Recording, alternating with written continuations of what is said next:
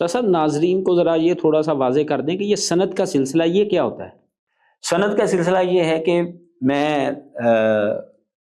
میں نے اپنے اساتذہ سے اسلام پڑھا ہے، سیکھا ہے، حدیثیں پڑھی ہیں، وہ باقاعدہ میرے استاد صاحب نے اپنے استاد سے پڑھی، انہوں نے اپنے استاد سے پڑھی، حتیٰ کہ وہ نبی علیہ الصلوۃ والسلام تک جو ہے یہ سلسلہ جڑ جاتا ہے۔ صحیح، یہ سلسلہ سند ہے۔ صحیح۔ اور ہم جتنے بھی اہل مدارس ہیں ان سب کے اندر جو ہے یہ سند موجود ہے اور اس کے اندر انقطاع نہیں ہے۔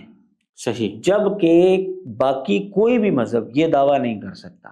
مثلا دور حاضر کے جو پادری صاحبان ہیں وہ یہ نہیں ہمیں دکھا سکتے یا اپنی کسی کتاب کے اندر ہمیں دکھا سکتے کہ جی دیکھیں جی میں نے جس پادری صاحب سے علم حاصل کیا انہوں نے اپنے استاد سے حتیٰ کہ وہ حواریوں تک سند چلی گئی اور پھر حضرت عیسیٰ علیہ الصلوۃ والسلام تک پہنچ گئی۔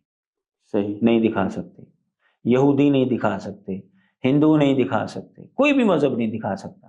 یہ اسلام کا امتیاز ہے۔ جس سیاق و سباق میں ہم بات کر رہے ہیں، مرزا قادیانی کی بھی کوئی ایسی اپنی تعلیمات پہ سند ہے جو نبی صلی اللہ علیہ وسلم تک، اللہ تک جاتی ہو؟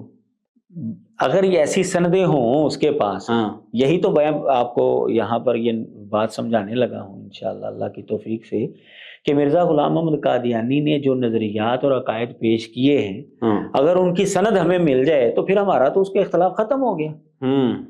صحیح۔ یہی تو میں عوام کے سامنے بات رکھوں گا انشاءاللہ کہ اس کی سند موجود نہیں ہے جو اس نے عقائد اور نظریات دی ہیں۔ صحیح۔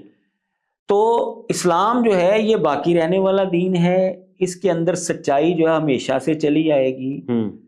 اب جب ختم نبوت کے اوپر ہم گفتگو کریں گے ان کے ساتھ تو یہ انداز بھی ان کے ساتھ اپنایا جا سکتا ہے کہ جی ختم نبوت کا ایک مفہوم وہ ہے جو تم لوگ بیان کر رہے ہو اور ایک مفہوم وہ ہے جو ہم مسلمان بیان کر رہے ہیں۔ صحیح۔